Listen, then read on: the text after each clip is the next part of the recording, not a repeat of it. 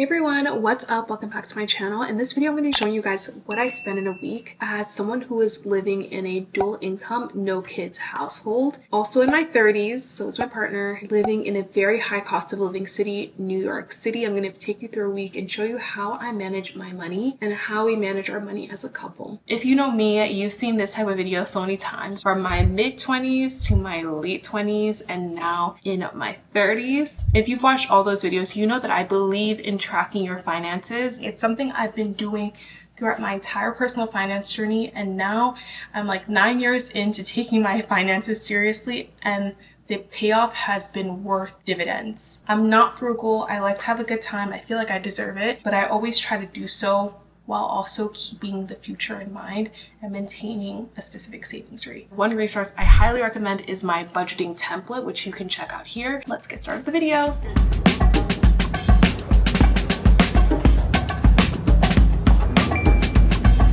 I decided to go into the city by taking the ferry, which is the most elite way to get into the city, even though it's a little pricey. And then I made my way onto the subway, which is not the most fun to go on in the summer, but I can't lie, I love taking public transportation because it's usually at a fair price. We're finally in Brooklyn.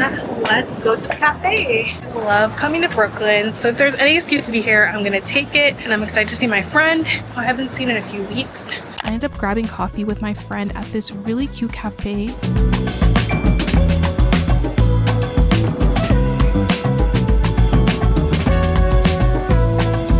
And once the cafe was closed, we made our way to a bar really close by to enjoy the street performers. This is one of the best parts of living in New York City in the summer, is that there are a lot of street performers and things going on in the city. I decided to treat my friend to a drink because it had been a long time since we caught up. My husband joined us and we decided to walk 20 minutes to a restaurant. Walking is my favorite form of transportation in New York City. If a location is less than 30-minute walk away, I will try to walk there, especially in good weather like today. I went to this restaurant that has been on my restaurant list for a really long time, Celestine, which is so aesthetic. It has amazing views of the Brooklyn Bridge. I honestly don't eat out a lot because I'm a picky eater, but when I do splurge on food, I usually like to go to a nice restaurant like this 3 times a month. This restaurant was not only aesthetic, but the food was so good.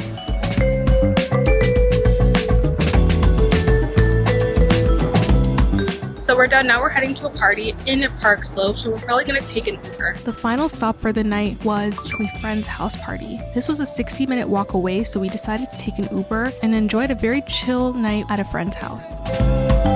And finally, we Ubered home. My favorite activities to do during the weekend is just to walk around. Like, it's free activity.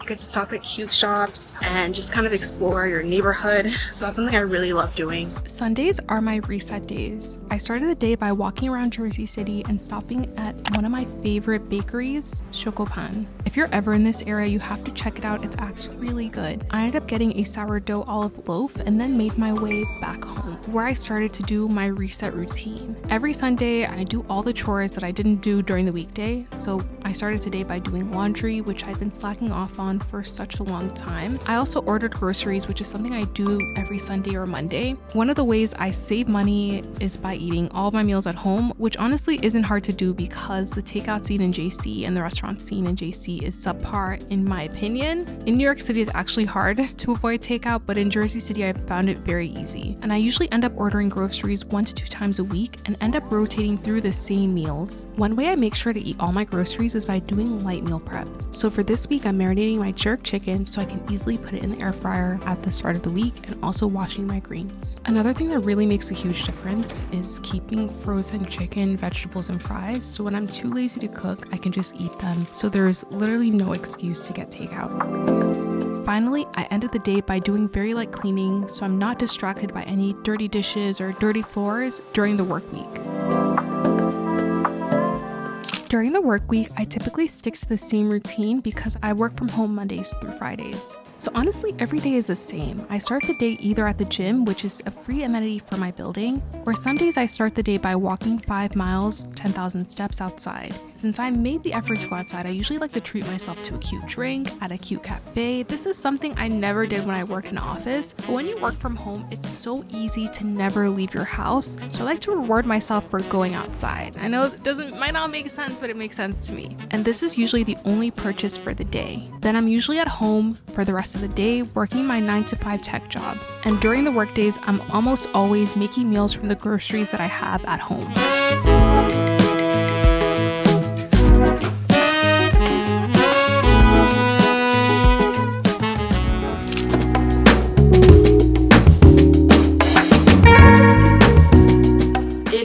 Thursday, which is, I don't know, this is like day 5 of tracking what I spend in a week.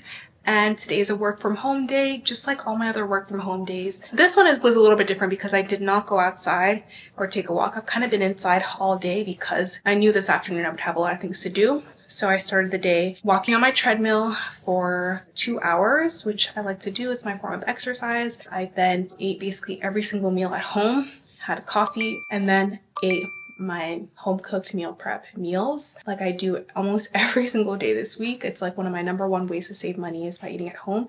It's what I really truly prefer. And then since then I've been just spending my entire time working from home. I'm actually heading out today to go to see a friend and do a free Pilates class outside. But before I head out, let's talk about income. So as I mentioned earlier in this video, we are in a dual income no kids household, which means that we are both working 9-to-5 jobs and we're both working in the tech industry. We're lucky enough to make 6 figures, which is I'm really grateful for. We try to live on our base salary. We also have RSUs and bonuses. I think that's basically it for our 9-to-5 income, but we live on the base salary. For me, if you look at what an L4 makes as a software engineer at a startup, that's what I make right now. I would share my income, guys, but I would get hate. People are hating now when you share your income. It's just not the times. It's not the vibes. I totally get it. I'm really, really blessed to have a job right now because in this industry, during this time, it's really tough to get a job. Another form of income for me is content creation, aka YouTube, TikTok, and Instagram. I do not live off my content creation income. It doesn't support my lifestyle, but it does offer some benefits for me, like a small additional income for me, and my apartment rent is reduced because of content creation. There are a lot of perks I get to take advantage of as a content creator and having it under an LLC. So those are the benefits, but the benefits aren't necessarily in like so much income as right now, but we never know what can happen. We're hoping one day, things change over here. But in the meantime, right now, we are focused on 9-to-5 jobs because we work in the tech industry though. Another thing that comes in is making sure that we keep a 1-year emergency fund. We keep a buffer because we're not naive enough to think that layoffs could never happen to us. Like, it can totally happen to us. So we try to save about 30% of my income. My side income, I do not live on. Income in content creation, I'll break down my content creation income. I have digital products, brand deals, and then I have AdSense and TikTok, whatever TikTok is for the creator program. Those are the only forms of income as a content creator. It's nothing that I live off, right? And I wanted to make this clear because I get a lot of comments from people being like, oh, she's a content creator. That's how she's supporting her lifestyle. No, it's working. Working a 9-to-5 job, thank God. Another major source of income for me is brand deals, which is why I'm so excited to be partnering with Hostinger Horizons for this video. Hostinger is an AI-powered web app creator that you can use to build websites, applications, to sell services, or sell products, all without writing code. I use the prompt to create a clean aesthetic website, to sell a budgeting template, create a login, and add the ability to purchase to generate this first website. The next thing I wanted to add was the ability for users to log in and have access to the budgeting template at all times. This was really easy to add because Hostinger has a Supabase connection. So after creating an account, I was able to add the feature of allowing users to log in. Finally, I wanted to be able to sell my budgeting templates, and I asked the AI about how to set up payment processing. And this was also fairly easy. I just had to provide my API key and we were able to get payments. This is the final website. As you can see, we have a login page, we have a way of accepting payments, and this was all created under 1 hour. So if you're building a side hustle productivity tool, digital tool, definitely check out Hostinger Horizons. Hostinger Horizons has everything you need all in one place: web hosting, a domain, and email. You can also get free business web hosting when you purchase a monthly Horizons plan. If you get an annual subscription, you'll also get an additional free domain name. I ended today by attending this free Pilates in the park event with my friend. I was planning to walk, but because I was running late, I ended up driving. Even though it's easy to get around Jersey City with public transportation, a lot of people own cars and a lot of buildings have parking. So we actually have a car in Jersey City, and because our garage is free and we got this car again for free, this allows us to have an additional transportation option of driving. We don't often drive. We drive maybe like 3 times a month because the public transportation is so good, but it does cost us this much to have a car in the city. This free event was so fun and peaceful. I think another thing that really determines how much you spend weekly is what type of activities your friends like to be involved in. Certain friends I have enjoy free activities, and because we live in a major city, there's so many free activities, and that's what I like too, but I also like to go out to nice restaurants, go to a nice bar as well. But I always focus on finding that balance. This was such a peaceful, fun activity in the park, but I have to admit, I'm not a Pilates girl. I just have to accept it. It's not for me, but it was still fun to attend this event, and I ended up walking home after. We finally made it to Friday, and I'm here again with a home-cooked meal of my favorite chicken tenders from the freezer aisle, broccoli, and hot honey. Now let's go through what my spending was like for the entire week. I will say, just before we get started, I will say this was a very typical week. Like, I work from home, so my spending is not crazy, except for maybe when I go and get a coffee or a drink outside. But because I work from home Monday through Fridays, I just try to stay in my neighborhood those days. Occasionally, I might go further than that during the week, but I try to stick close to my area. I don't usually spend a lot on transportation. Because it's summer too, my transportation is just walking, taking public transportation, but let's talk about the final totals. For this week, I spent $120.73 on groceries, $116.54 on transportation, and eating out, coffee shops, and all of those things, $225.50, bringing the total of all those things to $462.78. So as you can see, it is very expensive to live in a high cost of living city. What's funny is that a lot of my activities were free, like walking, going to see friends, but usually the activities revolve around food. Sometimes even a free activity, like this week I did some Pilates with a friend. I went to go get drinks with another friend, went to a house party, which that's like a event you don't have to pay any money for. I feel like this is in line with what my budget says about what we spend each week, not including rent, as a dual income, no kids household. I do have the financial privilege of earning enough money to be able to sustain this lifestyle, which is a huge privilege that not many people have.